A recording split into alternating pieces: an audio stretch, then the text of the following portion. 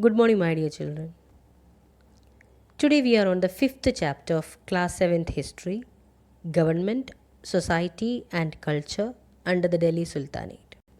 In the previous chapter, we studied about five dynasties, and this chapter is a continuation of that. So, the Delhi Sultanate, the period is between 1286 AD and 1526 AD.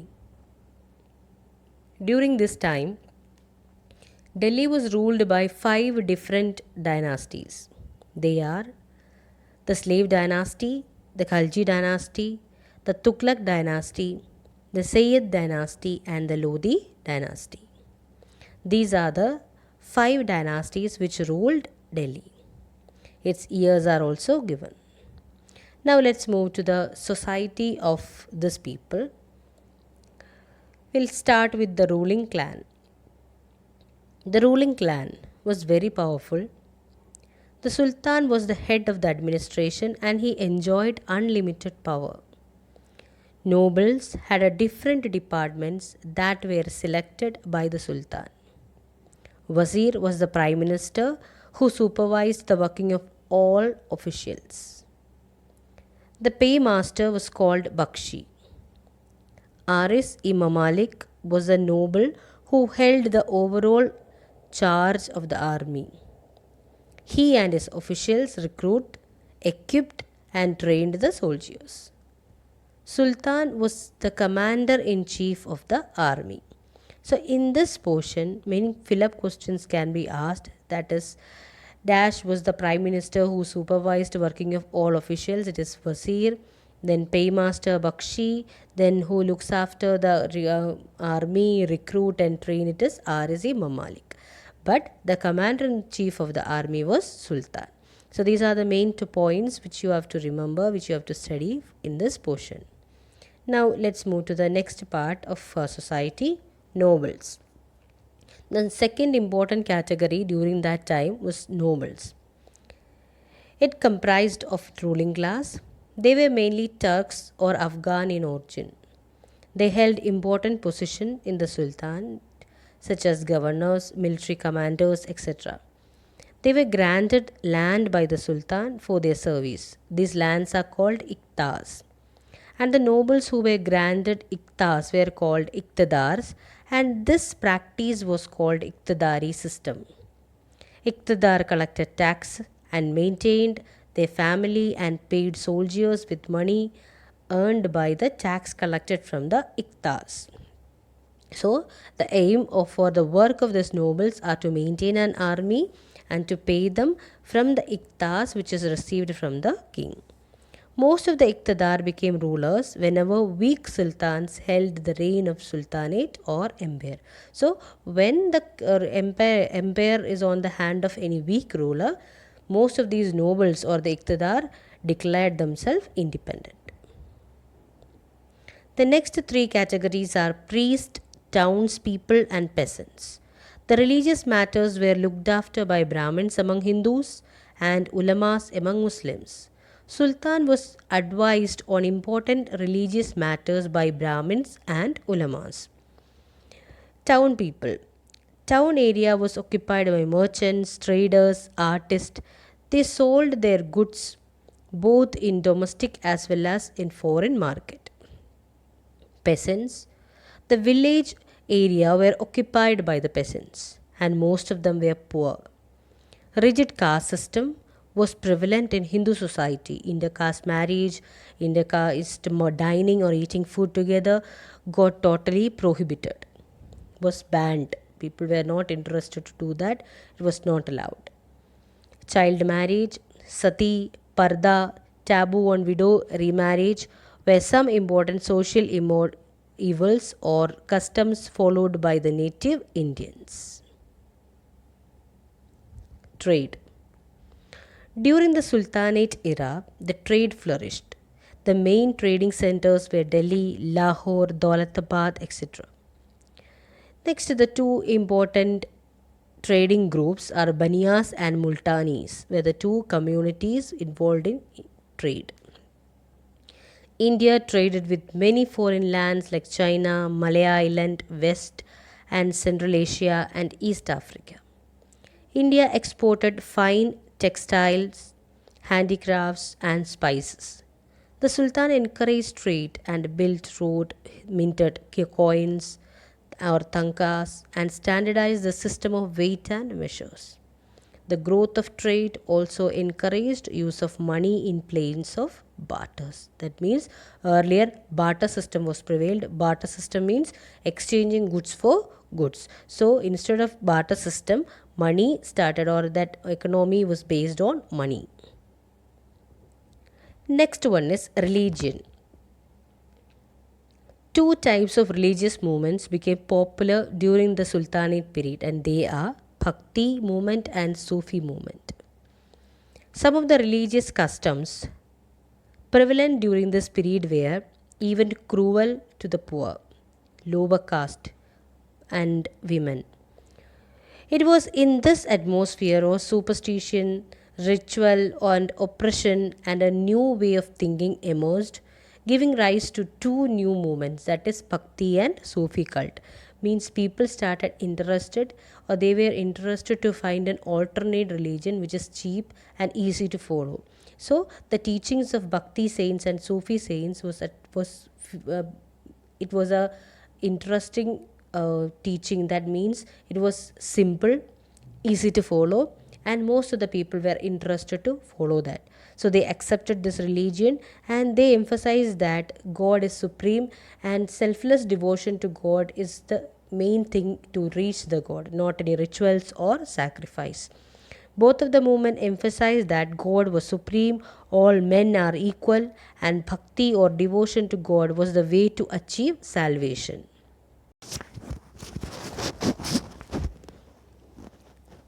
Cultural development.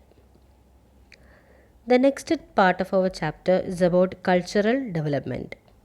In this part, we are going to discuss about architecture, then language, literature, and painting, dance, music. These are the main topics which we are going to discuss in the next part of our chapter. So we'll start with architecture. Indo-Islamic style of architecture became popular in India during Sultanate period. This new style emerged as a result of blending the Indian and Persian element used in architecture. So it's a mixture of Indian and Persian elements. It was marked by extensive use of bricks, beams, balcony, true arches, domes, stone covered with plaster, lime, rubber, floral and geometrical designs, and grey stone engraving with the verses from the Holy Quran. Monuments built during the slave dynasty and Khilji dynasty were more lavish than the monuments built during Tughlaq and Lodi dynasty. Art and architecture. The Turkish rulers constructed many buildings using architectural features borrowed from Arabs like arc and domes. The arc and dome was used in the construction of mosques and palaces. The Turks used geometrical and floral design along with panels of inscriptions containing verses from Holy Quran. They also used Indian motifs like bell, swastika, lotus, etc. The Turks added color to their building by using red sandstone along with yellow sandstone and marble. So this is we can call as the architectural features. Which what are the things which they used in their buildings? They borrowed arc and dome style of architecture, and they used to write verses of Holy Quran. Motifs like bell, swastika, lotus, etc. was used by them, and along with that, red sandstone, yellow sandstone, marble, etc. was used by them for constructing their buildings. Now, buildings of the Delhi Sultanate. Here we can categorize it into the buildings made by the Mamluk Sultans, the Khaljis, and the Tughlaqs. So let's start with the Mamluk Sultans. The first one is about Qutbuddin Aibak. The most famous building constructed by Qutbuddin Aibak was Quwat ul Islam Mosque, and Adai Dinka Chopra. Along with that, he started the construction of Qutub Minar, but he was not able to complete it. It was completed by Iltutmish. Second one is Iltutmish. He was a patron of art and architecture and completed the construction of Qutub Minar. He built a mosque at the Badaun and his own tomb of red sandstone. It both are made in Delhi. And he constructed a large reservoir just outside Old Delhi called as Hauzi Sultani. You can see the image of that, the reservoir where water was stored. This is that reservoir, Hauzi Sultani. Now, next one is Khalji. The Khalji period saw a lot of building activity. Alauddin Khilji had his capital at Siri and built Siri Fort. He built an entrance door to Qutub Minar called Alai Darwaza. And the image of Alai Darwaza and Qutub Minar, everything you have seen in the previous videos. And he started building the Alai Minar at Qutub Minar complex, but the construction was abandoned soon after his death. He also built a madrasa and a big tank for royal bath at Hauz Khas in Delhi. Tughlaq. Ghiyasuddin Tughlaq and Muhammad bin Tughlaq built huge palaces fortress called Tughlaqabad. It's a palace fortress called Tughlaqabad. Firoz Shah was a great builder. He built many towns like Firozabad, Jaunpura, Hisar and Fatehabad. Firoz Shah built a new capital city on the bank of river Yamuna called Firoz Shah Kotla and abandoned the old fort city of Tughlaqabad. Firoz Shah took special care to preserve ancient monuments. He brought to Delhi 2 pillars of Emperor Ashoka and placed one of them on the roof of his palace. So this is about the first 3 important dynasties and the buildings built by them. Now let's see about language and literature. It's a last part of our chapter. When two cultures interact with each other, it results in the formation of a new language and literature. Persian and Hindi language led to the emergence of new language called Urdu. The word Urdu literally means camp. Urdu was spoken by the soldiers with different mother tongue to speak to one another. So it was a language which was originated in the camp. Many soldiers from different part of the country come together during the time of war, and at that time each one is talking their own mother tongue. So they want a common language to speak with each other. So for that they made a new language called Urdu, and this Urdu language is influenced or it is different in different places. In North India it is spoken with Hindi and Persian, and when it comes to the South India it is having a little bit of mixture with Telugu and other South Indian languages. Urdu that was spoken in Deccan was influenced by Telugu and Marathi. So it's not an original language, it is a mixture of many language, and it is made in the camps by the soldiers, so it is called as a camp language. Language and literature. The use of Arabic remained confined to a small group of Islamic scholars and philosophers. Most of the original literature of Islamic rulers was written in Arabic. Sanskrit continued to be the language of higher learning, and it was used for religious rituals and on the ceremonial occasions in the court of Hindu rulers like the ruler of Vijayanagar. Two forms of Hindi were used during the Sultanate period, that is Braj and Awadhi. The use of regional language by the Bhakti saint helped in the growth of these languages. The Bhakti saints, they usually used the local languages for preaching and for making the people understand about the values. So during that time the local languages also became very popular. Now some important writers during that time. Amir Khusro was the most notable Persian writer of the time. He created a new style called as Indian style or Sabak-e-Hindi. And next one is Malik Muhammad Jayasi. He was a Muslim scholar. He wrote Padmavati in Hindi. A number of Persian works were translated into Sanskrit and vice versa. That means some are translated to from Sanskrit to Persian and some from Persian to Sanskrit. Zia Naqshbandi translated stories in Persian, which came to be known as Tutnama during Muhammad bin Tughlaq. Painting. In the medieval period, painting emerged as an important form of art. Murals were painted to decorate the walls of palaces and temples. Painters were patronized by the royal families and the rich people, and they were given the same respect as was given to the scholars. Art of miniature painting developed during this period. Artists were employed by nobles and kings for decorating and illustrating books. Muslim sultans were more concerned with public building projects, and many of them opposed to figural painting for religious reasons. Dance. New form of dance called Kathak developed during this period. Initially, Kathak was a devotional temple dance which later on acquired Persian influence.